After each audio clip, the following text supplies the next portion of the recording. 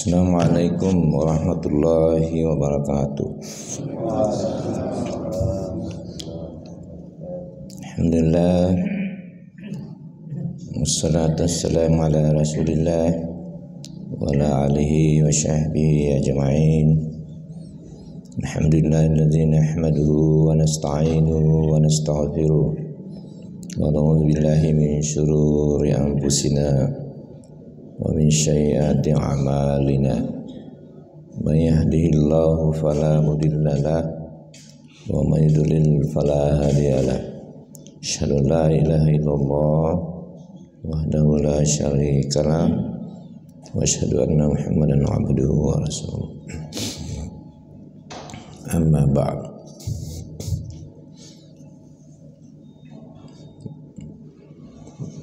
Bapak Ibu kaum muslimin sidang jamaah subuh yang kami muliakan, pada subuh hari ini kita bersyukur karena kita masih sempat menjalankan ibadah salat subuh secara berjamaah, di mana sebagian besar umat-umat sesama kita belum bangun. Kita alhamdulillah sudah menjalankan di masjid. Dan salam dan salawat atas junjungan Nabiullah Muhammad sallallahu alaihi wasallam yang telah diutus oleh Allah Subhanahu wa taala ke dalam alam semesta ini, ke dalam dunia ini, untuk merubah kondisi aturan-aturan Allah. Insyaallah kita semua mendapatkan syafaat dari beliau insyaallah di akhir. Bapak Ibu sidang jamaah subuh yang kami hormati, sebenarnya saya mau bahas, ada buku yang saya baru beli, bicara tentang roh. Ini dari Ibnu Qayyim Al-Jauziyah ya. Tetapi saya bisik-bisik kemarin Ustaz Sulaiman bilang yang ditahu mah beda, jadi saya rubah lagi sesuai dengan bidang. Bapak Ibu sekalian, saya membaca tadi malam, membaca ayat Quran di surah An-Nur ayat 35. Ya, ini menarik bagi saya sebagai seorang yang banyak belajar tentang cahaya. Saya bilang inilah teknologi cahaya sebenarnya yang digunakan manusia. Ya, kalau kita melihat Rasulullah sebagai seorang ummi, tidak tahu kenapa bisa bicara cahaya, teknologi cahaya pada masa itu. Ya, ini luar biasa. Ya, di dalam surah An-Nur ayat 35 sampaikan, a'udzubillahi minasyaitonir rajim, bismillahirrahmanirrahim, Allahu nurus samawati wal ard, masalu nurihi kamiskatin fiha misbahun, al misbahu fi zujajatin, az-zujajatu ka'annaha kaukabun durriyun yukadu min sajaratin mubarakatin zaitunatin la syarqiyatin wala gharbiyatin yakadu zaituha yudi'u walau lam tamsassu nar ya. Nurun ala nur yahdillahu linurihi may yasha wa yadribullahul amsala linnas wallahu bikulli syai'in alim. Saya biasanya suka melagu tapi karena suara agak pas-pasin nanti ya. Kalau kita baca artinya, Allah pemberi cahaya kepada langit dan bumi. Perumpamaan cahayanya seperti sebuah lubang yang tidak tembus, yang di dalamnya ada pelita besar.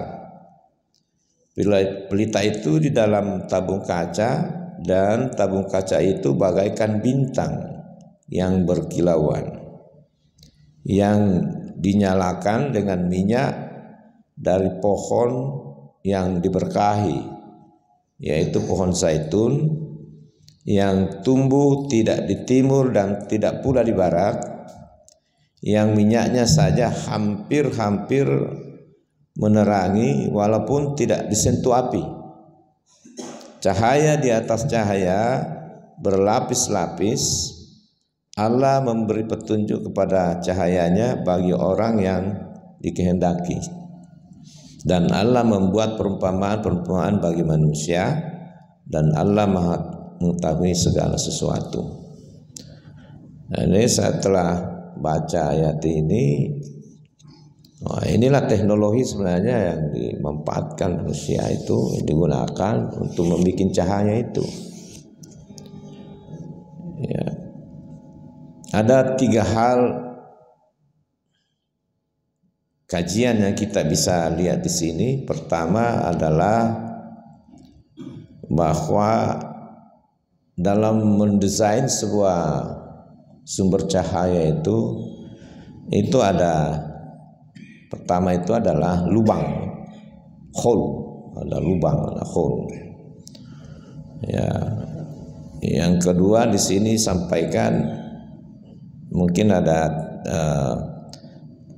karena ini satu ayat semua, tetapi ini kan ada komanya, jadi satu ayat itu banyak pengertian. Tapi paling tidak ada 3 variabel penting dalam bicara tentang cahaya. Yang kedua itu adalah pohon zaitun. Pohon zaitun juga itu sangat berpengaruh terhadap tumbuhnya, itu berpengaruh terhadap cahaya sinar matahari. Dan ketiga adalah cahaya itu berlapis-lapis. Ya, kita bahas pertama bahwa bicara tentang teknologi cahaya. Saya dulu waktu masih belajar di S2 itu bikin cahaya ultraviolet saya. Ya, jadi membuat cahaya ultraviolet, kemudian digunakan untuk menembak logam tertentu sehingga terevaporasi, dan itu ditampung hasil hamburannya itu baru kita dimasukkan dalam sebuah namanya dilihat di SEM, namanya scanning electron microscope. Baru kita lihat berapa ketebalannya itu. Nah, itu sekarang semua teknologi itu sekarang untuk membuat chip komputer itu model seperti itu. Jadi dari pengujinya itu adalah cahaya. Cuma sekarang itu kan ada kebanyakan menggunakan teknologi laser kalau untuk ablasi itu. Nah, kalau kita melihat ini bahwa pada umumnya pemancaran cahaya itu kita membikinnya dulu dari kalau sekarang ini ada tegangan listrik, itu dibangkitkan tegangannya pada kondisi tertentu untuk bisa memicu atom-atom itu bisa loncat. Ya. Kalau kita bicara tentang atom yang bisa memancarkan cahaya, kalau dia atom itu dikasih tegangan tinggi, voltase tinggi, ada yang bisa menabrak intinya, ya, inti atomnya itu. Setelah itu dia loncat dan memancarkan cahaya. Itu biasa menghasilkan cahaya, namanya sinar gamma. Itu biasa dipakai di dalam kedokteran nuklir. Itu karena sinar gamma itu kebanyakan itu karena inti. Yang kedua adalah kalau dia hanya menumbuk kulit-kulit elektronnya, karena itu kan berlapis-lapis itu. Jadi struktur alam ini, alam makro fisis dengan mikrofisis sama itu Tuhan ngasih itu. Kita struktur atom yang terkecil itu sama dengan matahari, bulan, bintang itu sama. Itu semua tawaf itu Bapak Ibu sekalian. Jadi kalau sekarang musim haji, tawaf itu kewajiban. Kita mengikuti alam semesta ini ciptaan Tuhan. Sekarang teman-teman kita kaum muslim sudah melaksanakan ibadah haji itu salah satunya kewajibannya adalah tawaf. Sama dengan struktur elektron di dalam tubuh kita semua ini. Sama dengan matahari, ada bumi mengelilingi matahari, struktur sama, muter. Nah, di dalam sistem mikrofisis itu atom-atom itu ada yang tadi kalau diganggu intinya di dalam itu memancarkan cahaya sinar gamma, ya. Itu yang dipakai dalam kedokteran nuklir. Ya, kalau dia kulit-kulitnya saja itu memancarkan sinar X. Dan ini harus dalam membuat itu harus dibikin dalam bentuk istilahnya sekarang teknologi tabung. Sekalipun itu juga berkembang, tidak sebagian lagi, tapi modelnya sama, hanya dibikin dalam bentuk struktur kecil, tapi semua itu dalam bentuk tabung seperti yang dijelaskan dalam Quran ini, dalam bentuk lubang. Nah, itu dikasih tegangan tinggi sehingga bisa mengganggu kulit-kulit terdalamnya. Nah, itu kalau itu yang bisa diganggu, tapi itu tegangan tinggi dalam skala kalau untuk dipakai untuk ronsen itu minimal skala kilo itu berarti 1000. Jadi kalau ini listrik ini kan 220 volt ya, kita harus merubah listrik itu dari PLN menjadi minimal misalnya untuk ronsen itu 150.000 volt. Jadi 220 dirubah menjadi 150.000 volt.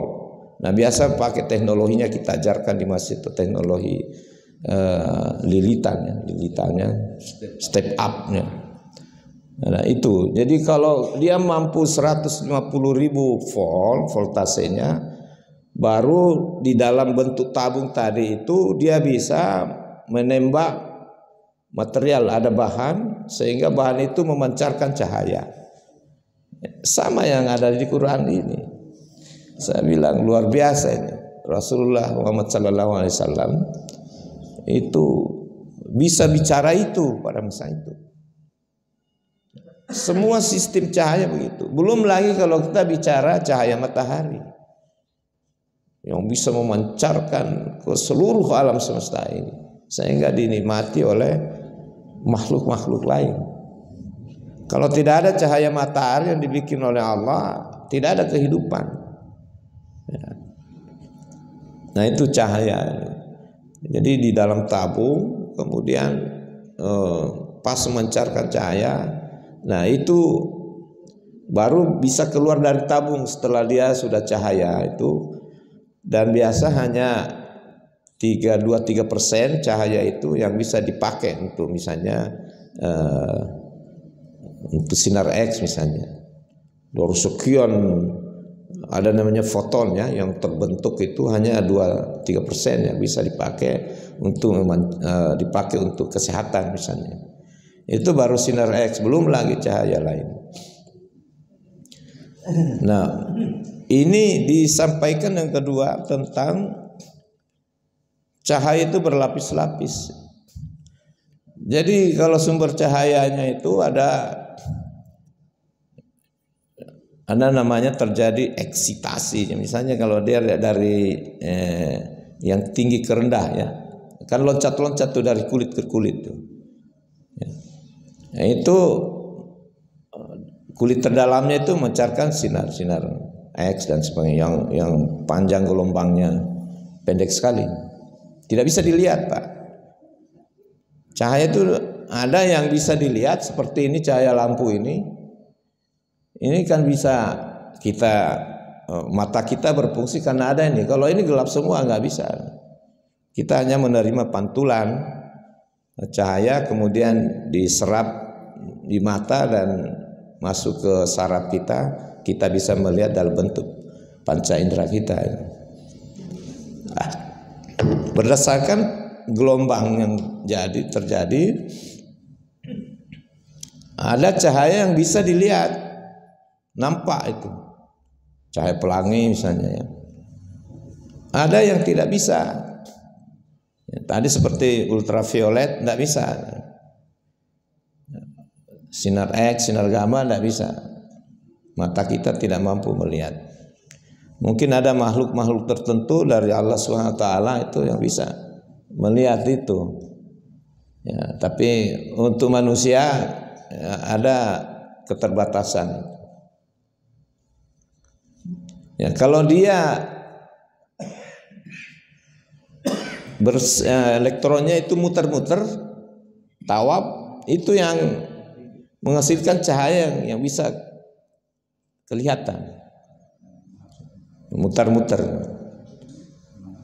Jadi selain dia loncat dari kulit ke kulit, dia juga sifat karakteristik lainnya itu adalah dia tawab. Itu yang saya bilang tadi. Jadi kalau Bapak mau tawaf itu berarti ibaratnya itu kita menjadi sumber cahaya yang bisa dilihat oleh Allah Subhanahu wa taala. Ya, disaksikan prinsip cahaya itu tawaf. Ada juga yang sifatnya bergetar. Ya, jadi getaran, mungkin itu sai kapan itu ya, loncat-loncat kecil, vibrasi namanya.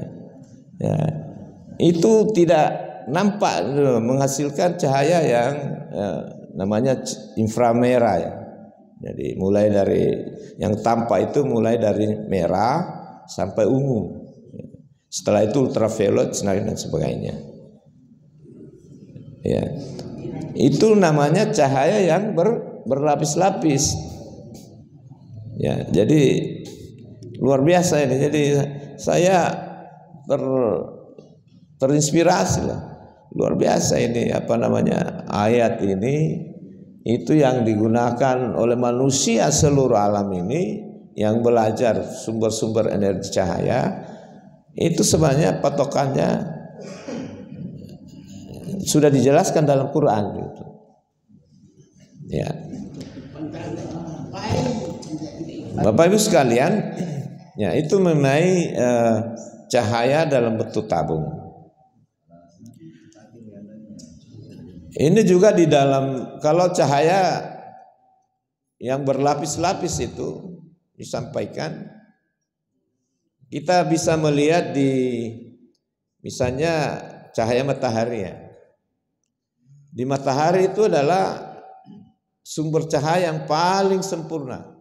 Semua yang saya ceritakan tadi mulai dari, karena dia adalah reaksi nuklir. Nah itu mulai cahaya pendek ya. Jadi bisa juga menghasilkan sinar gamma, sinar istilahnya sinar kosmis ya. Sinar X. Dan Allah Subhanahu wa taala mengamankan itu dengan metode berlapis-lapis tadi. Bayangkan kalau sinar pendek itu sampai ke bumi, tidak ada kehidupan, mati semua orang. Karena radiasinya kuat sekali. Kita bisa hancur. Tidak ada kehidupan kalau Allah mendatangkan cahaya itu yang pendek sekali itu sampai ke bumi. Ya. Setelah itu sinar ultraviolet tadi, itu pun juga sudah dilapisi oleh Allah supaya tidak sampai ke bumi. Kalau itu masuk ke bumi, ya banyak penyakit. Nah ini yang membuat masalah sekarang secara global. Sinar UV itu begitu masuk ke bumi akibat industri tadi, sehingga lapisan ozon menipis tadi itu, sehingga dia bisa masuk ke bumi tapi dia tidak bisa keluar. Idealnya kan kembali ke asalnya, tapi tidak bisa keluar, dia berputar-putar sehingga terjadi perubahan iklim global. Saya kira teman-teman di lingkungan banyak bahas itu. Dan yang paling aman itu adalah cahaya yang nampak tadi. Itulah sebabnya kita manfaatkan itu. Ya, masuk ke alam ini itu dengan mata kita luar biasa. Ya, kita bisa memandang alam semesta, indahnya alam semesta ini akibat itu tadi. Ya. Dan yang terakhir tuh kita disinggung di sini adalah pohon zaitun. Nah ini adalah pohon zaitun, memang mungkin Allah menjelaskan di dalam salah satu ayatnya, pohon zaitun itu memang sangat bergantung pada cahaya. Ya, pohon zaitun itu sangat bergantung pada cahaya. Bahkan orang beberapa pendapat mengatakan pohon zaitun itu katanya penyembah matahari, katanya. Ya, pohon zaitun. Ya. Karena dia sangat bergantung pada cahaya. Dia punya kebutuhan harus mendapatkan cahaya itu dalam sehari minimal 6 jam. 6 jam sampai 8 jam. Nah, itu adalah pohon zaitun itu. Ya. Dan luar biasa hasilnya, ya. Mulai dari buahnya, daunnya itu menjadi obat, menjadi minyak, ya, minyak untuk kolesterol dan sebagainya. Ini memang satu-satunya yang dijelaskan, buah-buahan yang dijelaskan dalam Al-Quran adalah pohon zaitun yang memang hidupnya itu bergantung sekali pada sumber cahaya. Sebenarnya bisa juga zaitun itu, pohon itu di dalam yang kalau tidak dapat cahaya, misalnya dalam pekarangan rumah, tetapi dia harus diberikan cahaya lampu, dia bisa hidup itu. Yang paling dia senang itu adalah lampu merah. Lampu merah dipancarkan di seputaran itu, dia bisa tumbuh berkembang. Ya, iya. Ini luar biasa ini. Bapak Ibu sekalian, oleh karena itu terakhir disampaikan di sini bahwa Allah memberi petunjuk kepada cahayanya bagi orang-orang yang Dia kehendaki. Nah, ini mungkin berkaitan dengan keimanan. Kaitan dengan keimanan secara itu bahwa orang yang diberikan cahaya Allah itu insya Allah dia bagus ya keimanannya. Allah membuat perumpamaan bagi manusia dan Allah mengetahui segala sesuatu. Sekira demikian Bapak Ibu sekalian, mungkin ada tanya jawab. Sekali lagi bahwa surah An-Nur ini sangat baik sekali dan ini menjadi dasar untuk kenapa manusia itu bisa membuat cahaya itu ya. Selain cahayanya Allah, itu karena ini sebenarnya. Sadar atau tidak, ilmuwan itu harus sebenarnya kalau dia tahu ini, ternyata di Quran itu lengkap sekali. Sekarang demikian kami sampaikan. Billahi fisabilillah, Assalamualaikum warahmatullahi wabarakatuh.